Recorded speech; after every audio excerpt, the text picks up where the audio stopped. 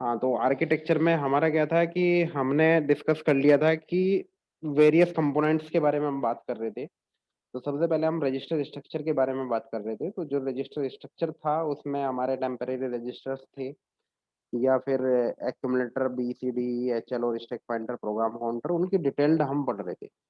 तो उसके जो क्लासिफिकेशंस थे, 4 क्लासिफिकेशन थे। जनरल पर्पज रजिस्टर किया था हमने, दूसरा टेम्परेरी रजिस्टर, थर्ड वन आपका स्पेशल पर्पज रजिस्टर और फोर्थ वन 16 बिट रजिस्टर्स थे आपके। तो टेम्परेरी जनरल पर्पज रजिस्टर तो B C D E H L थे। ठीक है, ये जो आपके यहाँ पर दिखाई दे रहे हैं ना, B C D E H L, ये आपके जनरल पर्पज रजिस्टर थे और ये आपके 8 बिट के रजिस्टर होते हैं जनरली।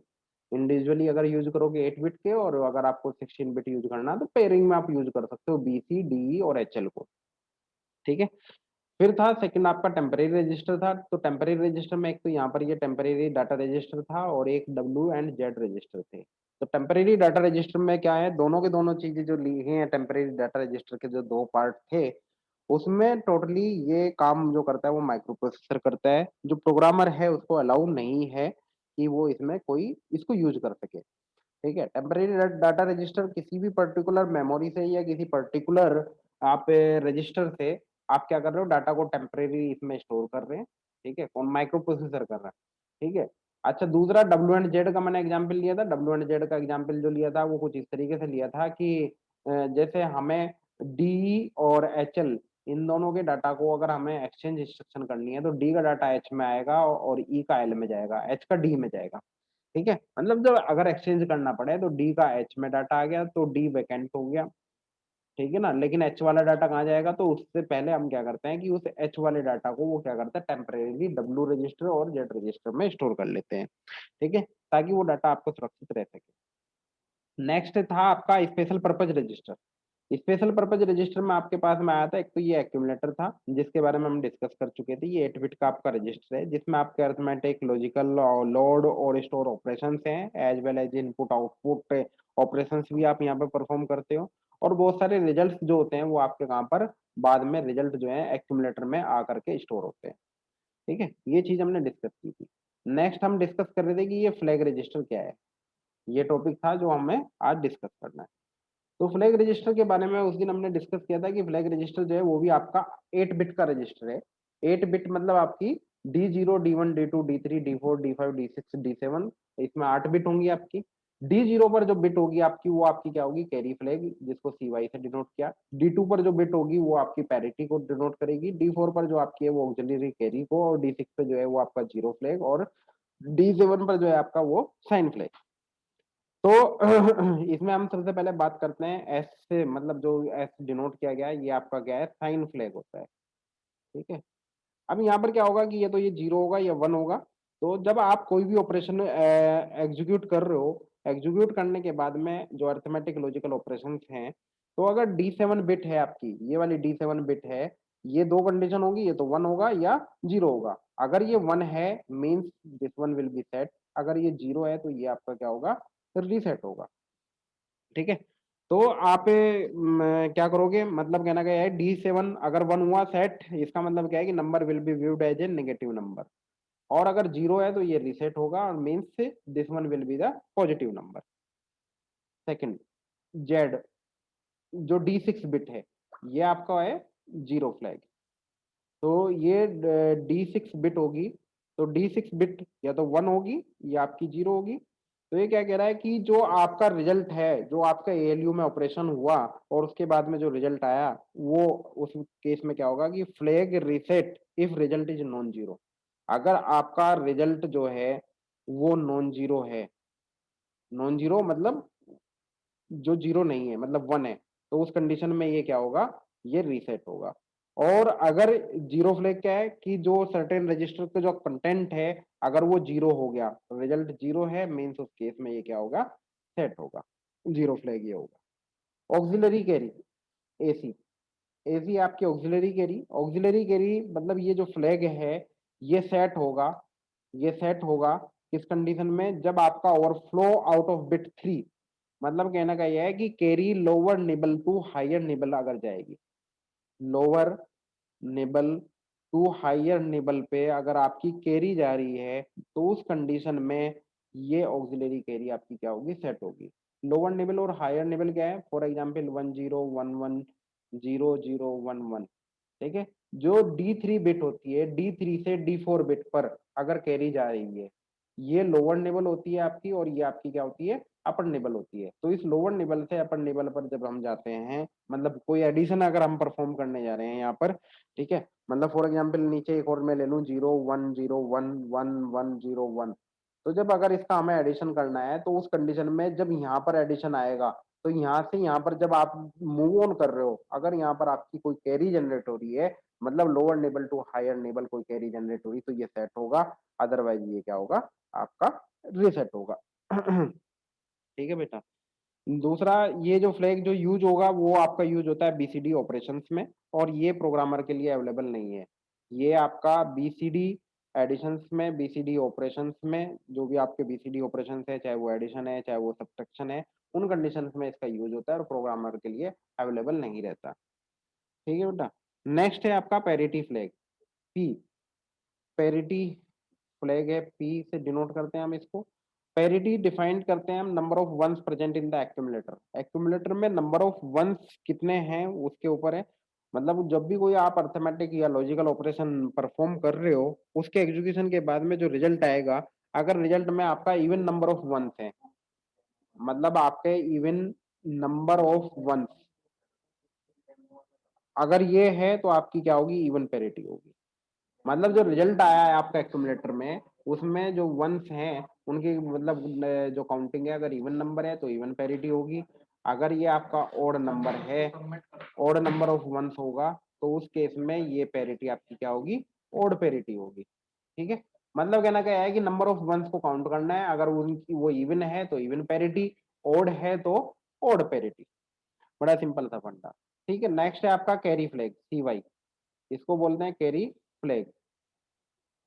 तो जो कैरी फ्लैग है, कैरी फ्लैग में आपका क्या होगा, जब आपका कोई कैरी जनरेट होती है D7 बिट के बाद, जैसे कि मतलब ये दो यहाँ पर जो मैंने जैसे एडिशन का परफॉर्म किया था, तो ये बिट है आपकी D7, ये वाली बिट है आपकी D0, D1, D2, D3, D4, 5, 6 और D7 आती है। तो जो D7 बिट है, सबसे लास्ट में जो D7 बिट का अगर आप एडिशन या सब्ट्रैक्शन कर रहे हो, तो उसके बाद में जो यहाँ पर कैरी जनरेट हो रही है, वो कैरी आपकी क्या होगी, कैरी फ्लैग होगी। ठीक है। तो मतलब कैरी फ्लैग जो है, मतलब आपका बोरो फ्लैग की तरह भी काम करता है सब्ट्रैक्शन के केस में। ठीक है ना। और उस केस में क्या होगा, आपका कैरी फ्लैग CY जो होगा वो आपका सेट होगा। ठीक है। फॉर एग्जाम्पल जैसे हम ले लेते हैं कि फॉर एग्जाम्पल 9BH, एच जो लिखा हुआ है या हेक्साडेसिमल नंबर है, ठीक है, ये 75 है यहाँ पर। ठीक है। अगर इनका एडिशन करना है तो क्या होगा। ठीक है। तो 9 को हम क्या लिखेंगे, 1001। बी, बी हेक्साडेसिमल में क्या लिखा जाएगा, 1011। 7 को क्या लिखते हैं हम, 0111। और ये आपका 5 लिखा जाएगा 0101। ठीक है। अगर इसका एडिशन करें हम, तो एडिशन करने पे क्या आएगा, 110 हो जाएगा। फिर कैरी 1 आई तो 110 हो जाएगा। फिर कैरी 1 आई, 110। फिर 1 कैरी जनरेट हुई, 110 आ गए यहाँ पर। ठीक है। फिर उसके बाद में कैरी जनरेट हुई 1 1 1, तो आपका 0 हो गया। 0 + 1 1 हो गया आपके पास में यहाँ पर। ठीक है ना। तो हाँ, इस तरीके से मतलब जब आप करते जाओगे, तो लास्ट में मतलब अगर आपके पास में यहाँ पर कैरी जनरेट हो रही है, इस वाले केस में अगर आपकी कैरी जनरेट हो रही है यहाँ से, अगर आप वापस जा रही है ये वाली, तो उस केस में आपका कैरी क्या है कि 1 कैरी आप जो बोलते हो, और कैरी फ्लैग आपका सेट होगा। अगर ये कैरी यहाँ पर जनरेट नहीं हो रही, तो उस केस में यहाँ पर आप कहोगे कि इसका कैरी फ्लैग क्या है, रीसेट। ठीक है बेटा। तो इस तरीके से हमारा क्या है कि ये वाला जो पोर्शन था जिसमें हम फ्लैग रजिस्टर की बात कर रहे थे, एक्यूमुलेटर की बात कर रहे थे, टेम्परेरी रजिस्टर की बात कर रहे थे, वो फिनिश हो गई। ठीक है बेटा। उसके बाद में आता है आपका इंस्ट्रक्शन रजिस्टर। ये इंस्ट्रक्शन रजिस्टर क्या है, ये आपका मतलब कुछ कंडीशंस में जो मतलब जैसे कोई भी प्रोसेसर में कोई भी ऑपरेशन परफॉर्म हो रहा है, तो जब भी हम प्रोसेसर में कोई भी ऑपरेशन परफॉर्म करते हैं, तो सबसे पहले क्या करते हैं, जो आपकी इंस्ट्रक्शन दी हुई है उस इंस्ट्रक्शन का ऑपकोड जो होता है वो फेच करता है माइक्रो प्रोसेसर। क्या करता है, ऑपकोड को फेच करता है सबसे पहले। और जो इंस्ट्रक्शन का जो ऑपकोड है, फॉर एग्जांपल जैसे हम यहाँ पर बात करते हैं ऑपकोड की, जैसे मूव A, है, ये आपकी एक इंस्ट्रक्शन है, तो इसमें जो मूव है ये आपका क्या हुआ, ऑपकोड हुआ। तो जो इंस्ट्रक्शन सेट है, जो इंस्ट्रक्शन आपने दी है, तो उस कंडीशन में सबसे पहले ये क्या फेच करेगा, ऑपकोड को फेच करेगा, और वो कहाँ से, मेमोरी से या किसी पर्टिकुलर एड्रेस से, एड्रेस बस के थ्रू या किसी पर्टिकुलर मेमोरी से। ठीक है, तो जो सीपीयू है वो स्टोर करेगा इस ऑपकोड को इन ए रजिस्टर। मतलब आपका जब इसको फेच किया तो इसको ऑपकोड को वो क्या करेगा, टेम्परेली इसको स्टोर करेगा, और जहां पर वो स्टोर करेगा उसको बोलते हैं हम इंस्ट्रक्शन रजिस्टर। ठीक है, तो इंस्ट्रक्शन रजिस्टर में ये ऑपकोड आपका क्या होगा, सेव होगा, तो वहां से पता चलेगा कि कौन सी इंस्ट्रक्शन हमें एग्जीक्यूट करनी है। And this opcode is further send to the instruction decoder. ठीक है, जब ये इंस्ट्रक्शन जो आपका रजिस्टर है, तो यहाँ पर आप इसमें आर्किटेक्चर में भी दिख रहा होगा, तो इंस्ट्रक्शन रजिस्टर ये है, और इंस्ट्रक्शन रजिस्टर के बाद में आपका जो डाटा जा रहा है वो कहाँ जा रहा है, इंस्ट्रक्शन डिकोडर पे जा रहा है या मशीन साइकिल एनकोडर पे। ठीक है, तो नेक्स्ट जो है ऑपरेशन परफॉर्म होगा वो यहाँ पर होगा, जो अभी हम आगे बढ़ेंगे, आगे डिस्कस करेंगे। ठीक है, तो हमारा नेक्स्ट है आपका फिर जो डिस्कशन कर रहे थे, तो इसमें हमारे जो स्पेशल पर्पज रजिस्टर कंप्लीट हो गए। अब आता है फोर्थ नंबर पे हमारा जो था वो था 16 बिट के रजिस्टर। तो आपके जो 16 बिट के रजिस्टर थे उसमें आपका क्या है, दो रजिस्टर थे, एक प्रोग्राम काउंटर और एक था आपका स्टैक पॉइंटर। तो जो प्रोग्राम काउंटर था, उस प्रोग्राम काउंटर पे अगर आप देखोगे, प्रोग्राम काउंटर भी आपका 16 बिट का होगा, और स्टैक पॉइंटर जो होगा वो भी आपका 16 बिट का होगा। ठीक है, तो इनमें ये कहाँ पर यूज होते हैं, किस तरीके से इनका यूज करते हैं प्रोग्रामिंग में। तो जो प्रोग्रामिंग में जब हम बात करते हैं, तो प्रोग्राम क्या है, बेसिकली प्रोग्राम क्या है, एक सीक्वेंस है इंस्ट्रक्शंस का। ठीक है, कुछ इंस्ट्रक्शंस है वो सीक्वेंस में लिखी हुई है। ठीक है, तो सबसे पहले माइक्रो प्रोसेसर क्या करता है, जो भी आपकी इंस्ट्रक्शन दी हुई है उसको कोड को फेच करेगा मेमोरी से और उसको एग्जीक्यूट करेगा। ठीक है, तो प्रोग्राम काउंटर क्या है, ये भी एक स्पेशल पर्पज रजिस्टर है। ठीक है, तो वो क्या करता है, एट ए गिवन टाइम जो नेक्स्ट इंस्ट्रक्शन आपकी एग्जीक्यूट होने वाली है, मतलब जैसे आपने एक प्रोग्राम लिखा, उस प्रोग्राम में मूव ए कोमा बी कर दिया, तो अभी करंट में जो ऑपरेशन परफॉर्म हो रहा है वो तो ये हो रहा है कि बी के डाटा को मूव कर रहे हो आप ए में, और फिर नेक्स्ट आपका जो ऑपरेशन है, फॉर एग्जाम्पल एडिशन या सब्ट्रैक्शन है, तो एडिशन आपने लिखा ऐड सी, तो मतलब एक्यूमुलेटर और सी के जो कंटेंट है उनको ऐड करने जा रहे हो आप। तो प्रोग्राम काउंटर क्या कर रहा है कि जब एट ए गिवन टाइम, मतलब जो वो क्या कर रहा है कि store the address of the next instruction to be fetched, अगली इंस्ट्रक्शन कौन सी हमें फेच करनी है, तो मतलब मूव ए कोमा बी तो चल ही रहा है, अभी हमें अगला परफॉर्म करना है एडिशन, तो वो क्या करेगा, नेक्स्ट इंस्ट्रक्शन के एड्रेस को फेच कर लेगा और वो इसको यहाँ पर स्टोर करेगा। और प्रोग्राम काउंटर जो है, जो प्रोग्राम काउंटर है ये काम करता है एज ए पॉइंटर। ठीक है, तो ये एज ए पॉइंटर भी काम करता है किसके लिए, नेक्स्ट इंस्ट्रक्शन के लिए। ठीक है, तो अब क्या होगा, जो प्रोग्राम काउंटर है, जो प्रोग्राम वो सॉरी, तो प्रोसेसर है, प्रोसेसर क्या करता है, इसको प्रोग्राम काउंटर को इंक्रीमेंट करता है। ठीक है, इसमें इसको इसके डाटा मतलब जो इसकी मेमोरी लोकेशन है उनमें वो इंक्रीमेंट कर रहा है। ये डिपेंड करेगा नेचर ऑफ इंस्ट्रक्शन, आपकी इंस्ट्रक्शन का नेचर क्या है। ठीक है, इंस्ट्रक्शन का नेचर का मतलब क्या है कि मतलब भाई 1 बाइट की इंस्ट्रक्शन है, या 2 बाइट की इंस्ट्रक्शन है, या आपकी 3 बाइट की इंस्ट्रक्शन है। तो फॉर एग्जाम्पल जब 1 बाइट की इंस्ट्रक्शन है तो यहाँ पर जो इंक्रीमेंट होगा वो बाई 1 होगा, और 2 बाइट की इंस्ट्रक्शन है तो इंक्रीमेंट बाई 2 होगा, और अगर हमारे पास में ये 3 बाइट की इंस्ट्रक्शन है तो ये इंक्रीमेंटेड बाई 3 होगा। ठीक है, तो ये नेचर ऑफ द इंस्ट्रक्शन आपका डिपेंड करता है, तो प्रोग्राम काउंटर आपका उसके कोरस्पॉन्डिंगली इंक्रीज होता जाएगा। ठीक है, फॉर एग्जाम्पल जैसे कि हमारे पास में यहाँ पर हम बात करें कि जंप एंड कॉल इंस्ट्रक्शन है मेरे पास में। ठीक है, कंडीशनल कॉल हो सकती है, जंप भी हो सकता है। ठीक है, तो ये जो है आपके इनके जो एड्रेस हैं followed by jump and call instruction जो है वो क्या करोगे, इनके एड्रेस आपने प्रोग्राम काउंटर में प्लेस कर दिया। ठीक है, तो प्रोसेसर क्या करेगा, फेच करेगा next instruction from the new address specified by jump and call instruction. तो जंप जो इंस्ट्रक्शन हम यूज करते हैं, जैसे जंप यूज करते हैं, तो जंप इंस्ट्रक्शन के आगे हमारे पास में कुछ ना कुछ एड्रेस लिखा हुआ होता है, या कॉल है कोई भी तो उसके सामने भी हमारा कोई ना कोई क्या है, एड्रेस स्पेसिफाई होता है जो मेमोरी लोकेशन को स्पेसिफाई कर रहा है। तो उस कंडीशन में क्या करेगा ये प्रोग्राम काउंटर जो होगा वो फेच करेगा new address by the jump और कॉल इंस्ट्रक्शन। अब अगर कोई कंडीशनल जंप है या कंडीशनल कॉल इंस्ट्रक्शन है, तो अगर कंडीशन सेटिस्फाई नहीं होती, मतलब यहाँ पर कोई कंडीशन लगी हुई है, तो वो कंडीशन अगर सेटिस्फाई नहीं हो रही है तो प्रोसेसर इंक्रीमेंट करेगा प्रोग्राम काउंटर को बाई 3, 3 का इंक्रीमेंट होगा, so that it points the instruction followed by the conditional jump or call instructions. Otherwise, program fetch the next instruction from the new address specified by the jump or call instruction. मतलब कहना का ये है कि यहाँ पर कोई condition लगी हुई है, अगर कंडीशन सेटिस्फाई हो रही है, कंडीशन अगर सेटिस्फाई हो रही है तो मतलब जो यहाँ पर मेमोरी एड्रेस दिया हुआ है उस पर्टिकुलर जगह पर वो जंप कर जाएगा और वहां पर जंप करने के बाद में जो भी इंस्ट्रक्शन का है वो इंस्ट्रक्शन को फॉलो अप करेगा और उनको एग्जीक्यूट करेगा। और अगर कंडीशन क्या है कि सेटिस्फाई नहीं हो रही है हमारी कंडीशन, तो ये क्या करेगा, बाय डिफॉल्ट इसको 3 से इंक्रीमेंट कर देगा। ठीक है। नेक्स्ट आपका जो है वो स्टैक पॉइंटर। स्टैक पॉइंटर भी क्या है आपका एक मतलब 16 बिट का है। और ये जो यूज होता है, ये reserved area of the memory in the RAM where temporary information may be stored. तो रैम में मतलब यूज करते हैं जहां पर टेम्परेरी इंफॉर्मेशन हमें स्टोर करनी हो। तो जो 16 बिट स्टैक पॉइंटर है वो यूज होता है hold the address of the most recent stack entry. जो आपने स्टैक की रिसेंट स्टैक में एंट्री करी है उसके एड्रेस को होल्ड करने के लिए 16 बिट का स्टैक पॉइंटर आप क्या करते हो, यूज करते हो। ठीक है बेटा।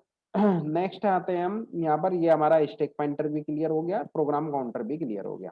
Arithmetic logic unit ALU.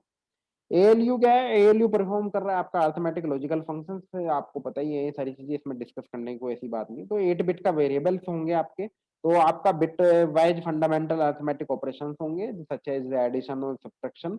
Logical operations में सच एज द एंड और XOR as well as rotate है, क्लियर है, या आपका फिर कॉम्प्लीमेंट है, नोट है। ये सारे आपके परफॉर्म यहाँ पर होते हैं। ठीक है। नेक्स्ट आता है आपका इंस्ट्रक्शन डिकोडर, ये वाला instruction decoder and machine cycle encoder. तो इंस्ट्रक्शन डिकोडर क्या कर रहा है, ठीक है।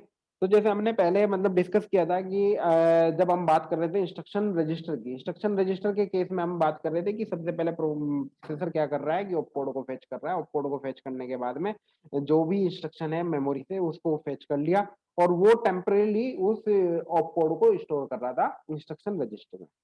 अब जो इंस्ट्रक्शन रजिस्टर में आपका डाटा है, जो इसने यहाँ पर जो स्टोर किया है जो कोड को, ये फिर कहां पर जाएगा, इंस्ट्रक्शन डिकोडर पर जाएगा। और इंस्ट्रक्शन डिकोडर क्या करेगा, इंस्ट्रक्शन डिकोडर डिकोड करेगा इसको और accordingly gives the timing and control signal. ठीक है। तो जो भी टाइमिंग एंड कंट्रोल सिग्नल है यहाँ पर, ये टाइमिंग एंड कंट्रोल सिग्नल है।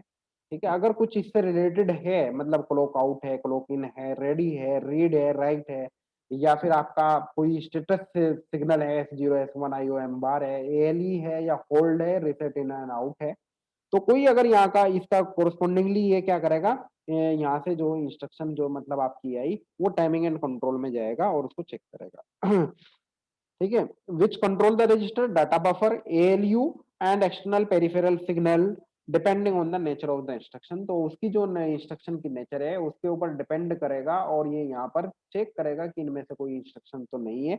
ये जितनी भी इंस्ट्रक्शन है, हम जब अभी पिन डायग्राम डिस्कस करेंगे तो ये सारी इंस्ट्रक्शन वहां पर डिस्कस करेंगे कि ये कब सेट और रीसेट होंगी।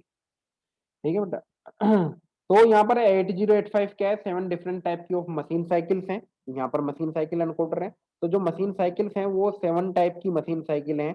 तो ये 7 टाइप की जो मशीन साइकिल है ये भी हम डिस्कस करेंगे अगली यूनिट्स में जब हम जाएंगे। ठीक है। तो वो क्या करेगा, information about which machine cycle is currently executing in the encoded form on the S0 S1 and IOM बार। जो ये स्टेटस सिग्नल है S0 S1 एंड IOM बार वाली, यहाँ से पता चलेगा कि कौन सी करंट में आपकी एग्जीक्यूट हो रही है इंस्ट्रक्शन, कौन सी मशीन साइकिल है आपकी एग्जीक्यूट हो रही है। This task is done by the machine cycle encoder. तो मशीन साइकिल एनकोडर के थ्रू ये वाला टास्क आपका डन होगा।